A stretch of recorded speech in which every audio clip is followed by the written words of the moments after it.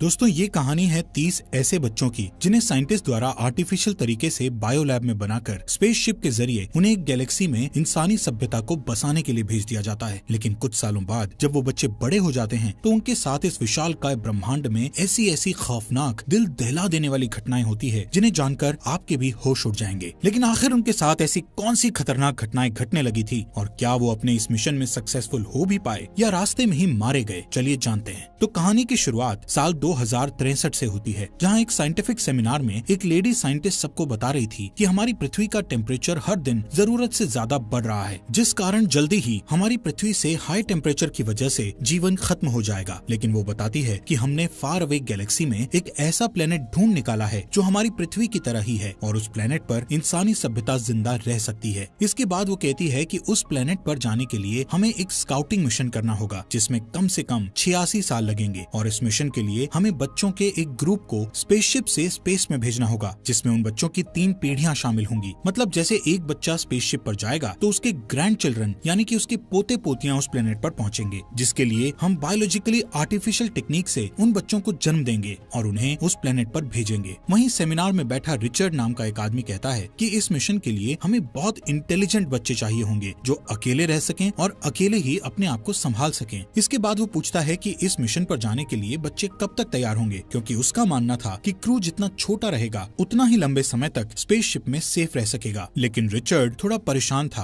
कि ये mission successful होगा भी या नहीं। इसके बाद वो उस लैब में जाता है जहां बच्चों को रखा जा रहा था। लैब के अंदर जाते ही वो एक प्रोटेक्टिव सूट पहनता है और उन बच्चों के पास जाता है। जैसे ही वो बच्चे रिचर्ड को देखते हैं तो खुश होकर भागते हुए उसके पास आकर उससे गले लग जाते हैं। वहाँ पर रिचर्ड एक बच्चे को मॉनिटर पर कुछ एजुकेशन के बारे में सिखाता है। उसके बाद वो क्रिस्टोफर, सेला और जैक नाम के बच्चे को बेड पर सोने के लिए लेटा देता है। यहाँ पर जैक उसे बताता है कि उसे रात में डर लगता है, लेकिन रिचर्ड उसे कहता है कि डरने की कोई जरूरत नहीं है, तुम बिल्कुल सुरक्षित हो। अगले दिन रिचर्ड उस लेडी साइंटिस्ट के साथ बात करने जाता है और कहता है कि मुझे लगता है कि मुझे भी इन बच्चों के साथ इस मिशन पर जाना चाहिए ताकि मैं इन बच्चों का ध्यान रख सकूं। लेडी साइंटिस्ट ये सोचकर रिचर्ड के लिए हाँ कर देती है कि अगर रिचर्ड इस मिशन में शामिल होता है तो ये मिशन 7 साल की बजाय सिर्फ 4 साल में पूरा हो जाएगा। इसके बाद हम इस मिशन को रिचर्ड के साथ लॉन्च होते हुए देखते हैं, जहाँ पर सबसे पहले वो सभी बच्चे स्पेसशिप में जाकर अपने अपने रूम में चले जाते हैं। वहीं रिचर्ड स्पेसशिप की विंडो से आखिरी बार पृथ्वी को देखता है। इसके बाद हमें 10 साल आगे का सीन दिखाया जाता है, जहाँ पर अब ये सभी बच्चे बड़े होकर टीनेजर्स बन चुके हैं। वो सभी बच्चे अपने दिन की शुरुआत एक साथ ही स्टार्ट करते हैं। वहीं सबसे पहले उन्हें सेकंड जनरेशन के लिए फर्टिलाइजेशन के बारे में सिखाया जाता है, जो कि उनके 24 साल के होने पर ही शुरू होनी थी। मतलब जब वो 24 साल के होंगे तब वो आपस में इंटीमेट होकर नए बच्चों को जन्म देंगे और वो उनकी सेकंड जनरेशन होगी। यहाँ पर वो सभी टीनेजर्स एक रोबोट की तरह ही रहते थे, जहाँ पीने के लिए उन्हें एक ब्लू लिक्विड दिया जाता था। जब क्रिस्टोफर और जैक नाम के टीनेजर्स एक साथ म्यूजिक सुन रहे होते हैं तो सेला स्पेसशिप की विंडो से बाहर स्पेस की तरफ देखती है, जिसके बाद वो रिचर्ड से बात करने जाती है और उसे कहती है कि क्या हमारी लाइफ की कोई इंपॉर्टेंस है, हमें स्पेसशिप में जिंदा मरने के लिए क्यों छोड़ दिया है। रिचर्ड सेला को दिलासा देने की कोशिश करते हुए अपने दादा दादी की तस्वीरें उसे दिखाता है और उसे बताता है कि तुम्हारी जिंदगी की भी उतनी ही इम्पोर्टेंस है जितनी धरती पर रह रहे इंसानों की है। उस रात क्रिस्टोफर को नींद नहीं आ रही थी, जिससे वो स्पेसशिप की आवाज बड़े ध्यान से सुनने लगता है। अगले दिन रिचर्ड क्रिस्टोफर के साथ हाइड्रोफोनिक्स बे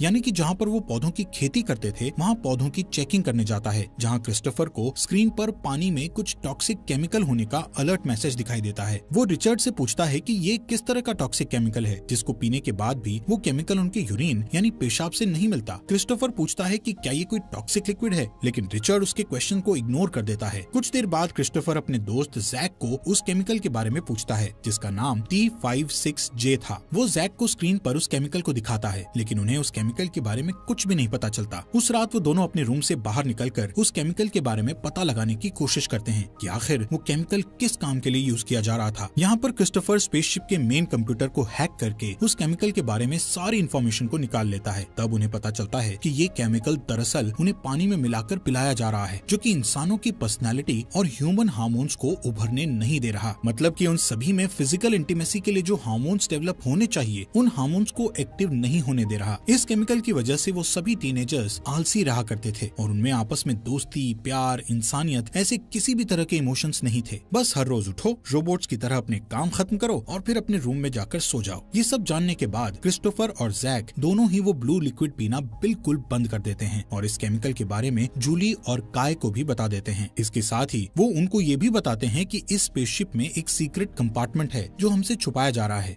यहाँ से क्रिस्टोफर सीधा रिचर्ड के पास जाकर स्पेसशिप में छुपे उस सीक्रेट कंपार्टमेंट के बारे में पूछता है, जिस पर रिचर्ड उसे बताता है कि वो कंपार्टमेंट सिर्फ 3rd जनरेशन के लिए बना है। क्रिस्टोफर के वहाँ से जाने के बाद रिचर्ड अर्थ पर एक मैसेज सेंड करने की कोशिश करता है कि क्या वो यहाँ मौजूद सभी बच्चों को अपने बारे में सब कुछ बता सकता है, ताकि यहाँ सभी लोगों के मन में उसके प्रति विश्वास बना रहे। लेकिन उसके इस मैसेज को धरती पर पहुँचने में कम से कम 2 महीने का टाइम लगना था। अगले दिन जब सभी लोग खाने की लाइन में लगे हुए थे तो सेला के पीछे खड़ा क्रिस्टोफर उसके बारे में लव की फीलिंग्स को महसूस करता है, क्योंकि वो अब सेला को पसंद करने लगा था। जब सभी टीनेजर्स लंच कर रहे होते हैं तो क्रिस्टोफर सेला को ही प्यार से देखता है, लेकिन तभी उसका दोस्त जैक सेला के पास जाकर कहता है कि मैं तुम्हें बहुत प्यार करता हूँ। उसी समय रिचर्ड वहाँ आता है और देखता है कि जैक ने सेला का हाथ पकड़ रखा है, जिससे वो जैक को सेला का हाथ छोड़ने के लिए कहता है, क्योंकि ये उनके रूल्स के खिलाफ था। इसके बाद जिम में क्रिस्टोफर और जैक का आपस में झगड़ा हो जाता है, जहाँ गुस्से में जैक जोर जोर से चिल्लाने लगता है। वहाँ मौजूद सभी लोगों को कुछ समझ नहीं आ रहा था कि आखिर वहाँ चल क्या रहा है। यहाँ पर जैक और क्रिस्टोफर में ये सभी फीलिंग्स इसलिए आई थी क्योंकि उन्होंने वो ब्लू लिक्विड पीना बंद कर दिया था। इसके बाद वो स्पेसशिप की आवाज सुनते हुए ऑब्जर्वेशन रूम में चले जाते हैं, जहाँ पर वो अपने एक क्रू मेंबर को देखते हैं। ये दोनों उस क्रू मेंबर से पूछते हैं कि स्पेसशिप में ये नॉइज साउंड किस चीज से आ रही है, जिस पर वो क्रू मेंबर उन्हें बताता है कि ये नॉइज किसी तरह की एलियन लाइफ फॉर्म की हो सकती है जो हमारी स्पेसशिप पर अटैक कर रही है। वहीं दूसरी ओर सेला रिचर्ड के कैबिन में थी, जहाँ वो अर्थ से लाए हुए सूखे पौधों को देख रही थी कि कहीं वो खराब तो नहीं हो गए। तभी जैक और क्रिस्टोफर को उन दोनों की बातें हल्की हल्की सुनाई देती हैं, जिससे वो उनकी आवाज का पीछा करते हुए उस कैबिन तक पहुंच जाते हैं, जहां पर जैक रिचर्ड को सेला के कंधे पर हाथ रखे हुए देखता है, जिसे देखकर उसे काफी जलन होती है। नेक्स्ट डे रिचर्ड उन सबको इकट्ठा करके उन्हें कहता है कि हमारी स्पेसशिप के बाहरी ट्रांसमीटर्स में कुछ प्रॉब्लम हो गई है, जिससे हमारी स्पेसशिप का अर्थ से कनेक्शन टूट गया है। रिचर्ड जैक से कहता है कि हम दोनों स्पेसशिप के बाहर जाकर उस खराब ट्रांसमीटर को सही करेंगे, इसलिए तुम जल्दी से स्पेस सूट को पहन लो। बाकी के लोग स्पेसशिप के अंदर से ही ट्रांसमीटर को जोड़ने में लग जाते हैं। वहीं जैक स्पेस सूट के बहाने सेला के पास चला जाता है। सेला जैक को स्पेस सूट के बारे में थोड़ा बताने लग जाती है कि तभी जैक उसको गलत तरीके से टच करने लगता है। अचानक वहाँ रिचर्ड आ जाता है और जैक को पकड़कर नीचे गिरा देता है। रिचर्ड को गुस्से में देखकर जैक वहाँ से भाग जाता है और उसके पीछे रिचर्ड भी भाग रहा था। रास्ते में रिचर्ड फीबी को देखता है, जो उसे बताती है कि जैक और क्रिस्टोफर ने ब्लू लिक्विड वाटर पीना छोड़ दिया है। इसके बाद वो क्रिस्टोफर के पास बात करने जाता है, लेकिन वहाँ पर उन दोनों में उस लिक्विड के बारे में काफी बहस होने लगती है। रिचर्ड क्रिस्टोफर को बताता है कि ये लिक्विड ठीक इसी तरह के बिहेवियर को रोकने के लिए बनाया गया है, जैसा उसने अभी जैक को करते देखा है। इसके बाद थोड़ा शांत हुआ रिचर्ड क्रिस्टोफर से ट्रांसमीटर को ठीक करने में उसकी मदद मांगता है, ताकि वो वापस से अर्थ पर कनेक्शन करके इस मिशन को आगे बढ़ा सके। वहीं जैक कंट्रोल रूम के अंदर चला जाता है। उधर रिचर्ड और क्रिस्टोफर स्पेस सूट पहनकर स्पेसशिप से बाहर जाकर ट्रांसमीटर को ठीक करने लगते हैं। रिचर्ड ट्रांसमीटर के एक पार्ट को ठीक कर रहा होता है, तो वहीं क्रिस्टोफर दूसरे पार्ट को। उसी समय स्पेसशिप के अंदर सभी उन दोनों को स्क्रीन पर देख रहे होते हैं। अचानक वो सभी स्क्रीन पर देखते हैं कि एक ब्लैक शैडो बाहर स्पेसशिप में रिचर्ड की तरफ जा रही है, जिससे रिचर्ड और क्रिस्टोफर को एक बहुत बड़ा झटका लगता है, जिस वजह से रिचर्ड स्पेसशिप से दूर जाने लगता है। वहीं शिप के अंदर सभी को वाइब्रेशन फील होती है, जिससे सभी डर जाते हैं और किसी को भी पता नहीं था कि ये आखिर क्या था। तभी अचानक कंट्रोल रूम के अंदर आग लग जाती है, जिसे वो लोग जल्दी से बुझाने की कोशिश करते हैं। वहीं क्रिस्टोफर जैसे तैसे रिचर्ड को खींचकर स्पेसशिप के अंदर ले आता है। वो लोग रिचर्ड को मेडिकल रूम में ले जाते हैं। यहाँ पर मेडिकल टीम सेला के साथ रिचर्ड को होश में लाने की कोशिश करती है, लेकिन उससे रिचर्ड को कोई फर्क नहीं पड़ता। जब सेला, जो कि मेडिकल के बारे में सबसे अच्छे से जानती थी, वो सबको कहती है कि रिचर्ड मर चुका है। इसके बाद सभी क्रू मेंबर्स एक साथ इकट्ठे होते हैं, जहाँ उनमें से एक मेंबर कहता है कि उसने ये सब होने से पहले मॉनिटर में कुछ अजीब सी आवाजें सुनी थी, जैसे कि कोई एलियन फॉर्म रिचर्ड की बॉडी के अंदर चली गई हो। ये सुनकर फीबी रोने लग जाती है। तभी क्रिस्टोफर उन्हें दिलासा देते हुए कहता है कि अगर हम सभी एक साथ रहेंगे तो हम सब कुछ ठीक कर सकते हैं। इसके बाद ऑटोमेटिकली स्पेसशिप का सिस्टम रिबूट होता है और सभी लोग सीसीटीवी फुटेज चेक करते हैं, जिसे ओपन करने पर उन्हें पता चलता है कि सिस्टम में सारी की सारी कैमरा फुटेजेस डिलीट हो चुकी हैं। यहाँ पर अब उन्हें एक नया लीडर चाहिए था, जो उन सभी को सही तरीके से लीड कर पाए और वो अपनी मंजिल तक पहुँच सके। वहीं पर खड़ा जैक सभी को कहता है कि मैं लीडर बन सकता हूँ, लेकिन बाकी मेंबर्स उसे कहते हैं कि हम सभी को लीडर को चुनने के लिए वोटिंग करनी चाहिए, जिसके बाद सभी अपने अपने वोट्स अपने मनपसंद मेंबर को देते हैं और ज्यादातर लोग क्रिस्टोफर को ही वोट देकर अपना नया लीडर चुनते हैं। वहीं जैक क्रिस्टोफर को लीडर चुने जाने पर उससे मन ही मन जलन करता है, लेकिन ये सब इग्नोर करके वो उसे ऊपर ऊपर से कांग्रेचुलेट करता है। लीडर बनते ही क्रिस्टोफर सभी को कहता है कि हमें सबसे पहले खराब हुए ट्रांसमीटर को ठीक करना होगा, जिसके लिए वो क्रू के सभी मेंबर्स को बुला लेता है और सभी से शिप पर काम करवाने लगता है। यहाँ पर इन लोगों के पास सिर्फ एक सीसीटीवी कैमरा ही आखिरी ऐसी चीज थी जिससे वो पता लगा सकते थे कि रिचर्ड के साथ आखिर क्या हुआ था। वहीं सेला रिचर्ड के ऑफिस में जाकर उसकी फैमिली की फोटोज और वीडियोस देखने लगती है कि तभी क्रिस्टोफर वहाँ आता है। सेला उसे रिचर्ड के बचपन की फोटो दिखाती है। वो दोनों उसके पेरेंट्स को देखकर उसकी इम्पोर्टेंस के बारे में बात करते हैं। क्रिस्टोफर सेला का एक अच्छा दोस्त बनना चाहता था, इसलिए वो उससे पूछता है कि रिचर्ड ने तुम्हें अपनी लाइफ के सीक्रेट्स के बारे में सभी बातें क्यों बताई, जिस पर वो बताती है कि रिचर्ड इस स्पेसशिप पर खुद को बिल्कुल अकेला महसूस करता था, इसलिए उसे किसी ऐसे पर्सन की जरूरत थी जिस पर वो विश्वास कर सकता था। इसलिए उसने मुझे इस काबिल समझकर मुझसे अपनी सीक्रेट बातें शेयर की। इसके बाद वो दोनों रिचर्ड की एक वीडियो देखने लगते हैं जहाँ वो बता रहा था कि वो इस मिशन पर कितना विश्वास करता है और इस मिशन के साथ साथ वो सभी बच्चों की परवाह करता है। अब यहाँ से क्रिस्टोफर बाकी क्रू मेंबर्स को देखने जाता है कि वो लोग काम सही से कर भी रहे हैं या नहीं, लेकिन वहाँ पहुँचने पर वो सभी को एक साथ कैंटीन में बैठा देखता है। वो उन सभी को गुस्से से डांटने लगता है कि इस तरह हम कभी भी अपने मिशन में सक्सेसफुल नहीं हो पाएंगे, जिस पर जैक उसे कहता है कि वो लोग रेफ्रिजरेटर्स को ठीक कर रहे हैं ताकि खाने का कुछ भी सामान खराब ना हो। वो क्रिस्टोफर को बताता है कि लेकिन कुछ सामान है जो जल्द ही खराब हो सकता है, इसलिए वो उस खाने को खाने के साथ साथ क्रिस्टोफर के न्यू लीडर बनने की पार्टी करने की भी सोच रहे हैं। इस बात के लिए क्रिस्टोफर मान जाता है। पार्टी के बाद काय कुछ लोगों को वो ब्लू लिक्विड पीने से मना करता है, जिससे वो सभी उसे फेंक देते हैं। वहीं सेला और क्रिस्टोफर साथ में बैठे रिचर्ड की वीडियो देखकर हंसते हुए एंजॉय कर रहे थे, जहाँ क्रिस्टोफर धीरे धीरे सेला के और भी करीब आने लगता है। उधर जैक भी जूली की तरफ अट्रैक्टेड होने लगता है। वो उसे टच करता है, तभी फीलिंग के साथ वो भी जैक को वापस टच करती है। वहाँ मौजूद सभी लोग उन्हें ही देख रहे थे कि वो लोग आखिर कर क्या रहे हैं। थोड़े दिन बाद क्रू के ज्यादातर मेंबर्स आपस में लड़ाई करते, खेलते कूदते और स्पेसशिप में इधर उधर भागने लगते हैं, जिसके बाद वो सेला के रूम में जाकर रिचर्ड की पर्सनल लाइफ की वीडियोस को देखते हैं। तभी अचानक वहाँ सेला आ जाती है और उन सभी को अपने रूम में देखकर हैरान हो जाती है। इसके बाद वो उन सभी को वहाँ से जाने के लिए कहती है, लेकिन सभी लोग उसकी बात को इग्नोर कर देते हैं। कुछ देर बाद वो लोग एक एक करके उस रूम से बाहर निकलते हैं। यहाँ पर आखिरी में जैक बाहर आकर सेला से कहता है कि अब रिचर्ड तुम्हें बचाने के लिए लीडर नहीं रहा। सेला उसकी बात को सुनकर मेडिकल रूम में जाकर एक स्कैल्पेल उठा लेती है। वहीं क्रिस्टोफर जैक को देखकर उसका पीछा करने लगता है, क्योंकि उसे लगता था कि जैक सेला के साथ कुछ गलत करने का सोच रहा है। जैसे ही क्रिस्टोफर को पता चलता है कि सेला इस समय मेडिकल रूम में है, उसी वक्त वो जैक से पहले वहाँ पहुँच जाता है। उधर जैक भी वहीं जा रहा था। क्रिस्टोफर जैक को आता देखकर उसे ऐसे दिखाने की कोशिश करता है कि जैसे सेला और वो एक दूसरे से प्यार कर रहे हैं, जिसके लिए वो सेला को पकड़ लेता है। उन्हें देखकर जैक वापस चला जाता है। वहीं सेला क्रिस्टोफर को गलत समझती है और स्कैल्पेल को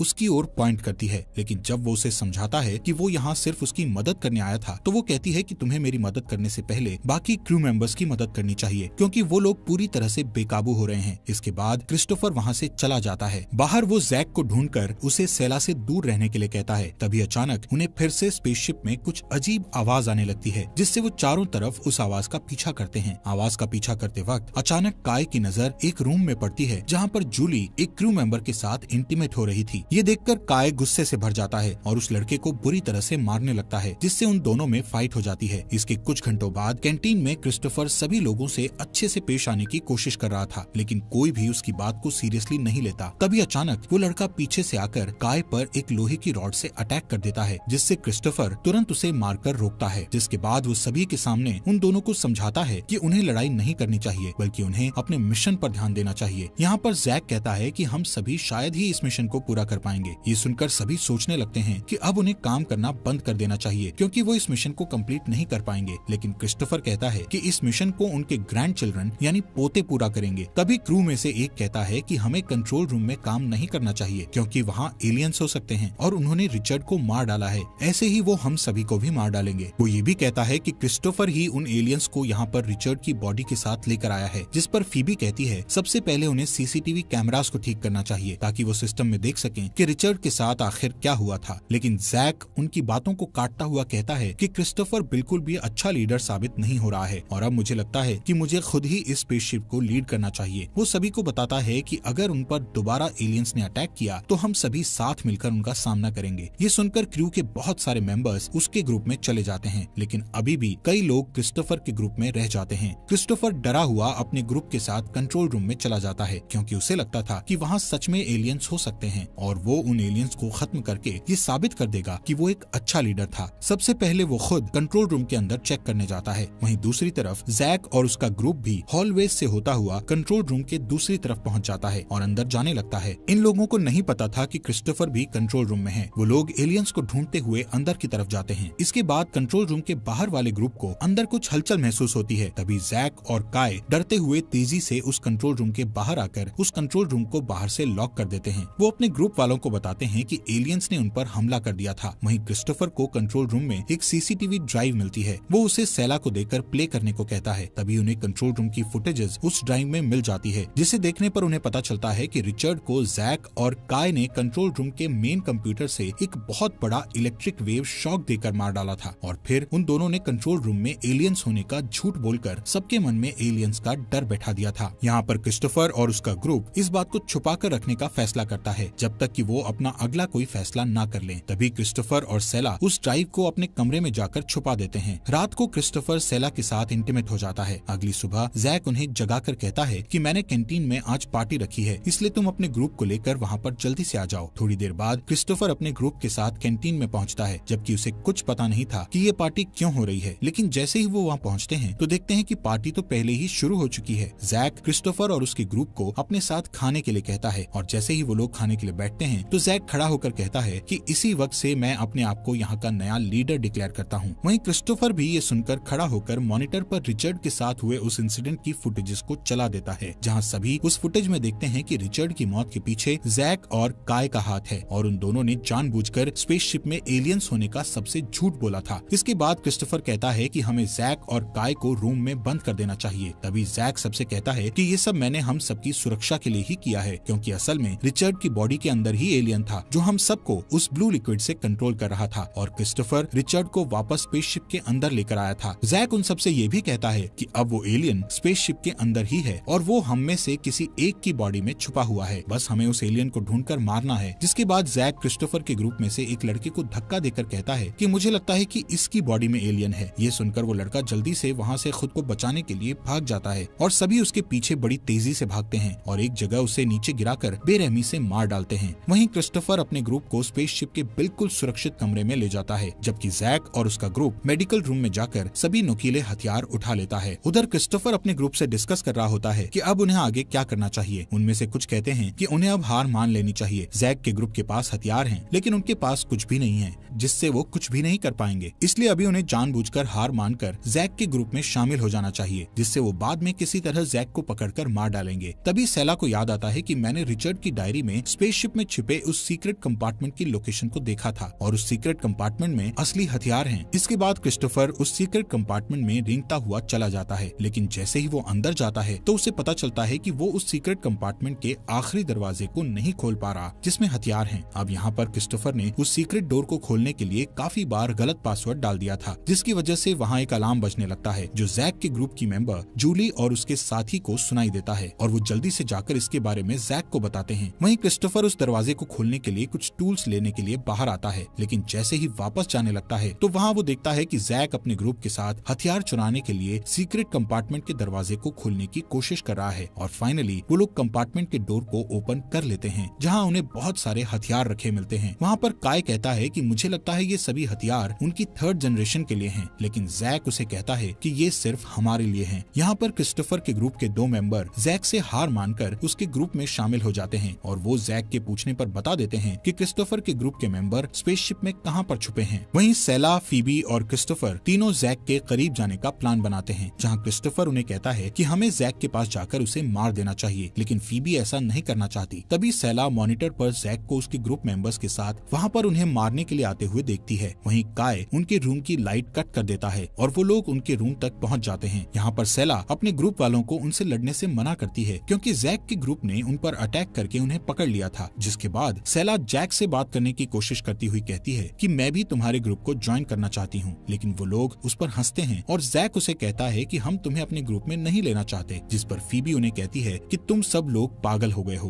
वो कहती है कि उन्हें ये सब नहीं करना चाहिए और सिर्फ अपने मिशन पर ध्यान देना चाहिए, लेकिन जैक के सभी मेंबर्स उसे चुप रहने के लिए कहते हैं और जब फीबी उसके बाद भी चुप नहीं करती तो गुस्से में काय फीबी को गोली मार देता है, जिससे वो तुरंत मर जाती है। ये देखकर सभी हैरान रह जाते हैं। तभी जैक अपने मेंबर्स को कहता है कि तुमने देखा कि इन हथियारों से हम क्या कर सकते हैं। तभी जैक क्रिस्टोफर की तरफ गन पॉइंट करके उस पर शूट करता है, लेकिन तभी वो सेला के साथ भाग जाता है। इसके बाद जैक और बाकी लोग उनका पीछा करने लगते हैं। वहीं क्रिस्टोफर सेला के साथ एक वेंटिलेशन की जगह में छुप जाता है है, लेकिन उनका पीछा करते जैक को पता चल जाता है कि वो लोग कहाँ छुपे हैं, तो वो वेंटिलेशन पोर्शंस के अंदर गोलियां चलाने लग जाते हैं। तभी जूली उसे बताती है कि उसे ऐसा नहीं करना चाहिए क्योंकि वो उनकी फूड सप्लाई को खराब कर रहा है। वहीं जैक और सेला दूसरी तरफ से वेंटिलेशन से बाहर निकलकर भाग जाते हैं। भागते हुए अचानक उन पर कोई गोली चला देता है, जिसके बाद वो एक रूम में घुसकर वहाँ जल्दी से हथियार ढूंढने लगते हैं। तभी क्रिस्टोफर को एक फायर एक्सटिंग्विशर मिलता है और जैसे ही वहाँ कोई आता है तो क्रिस्टोफर उसके सर पर फायर एक्सटिंग्विशर मारता है और तभी सेला उसको बेहोश कर देती है और वो उसे मार डालते हैं। उसी वक्त जैक उन्हें भागते देखकर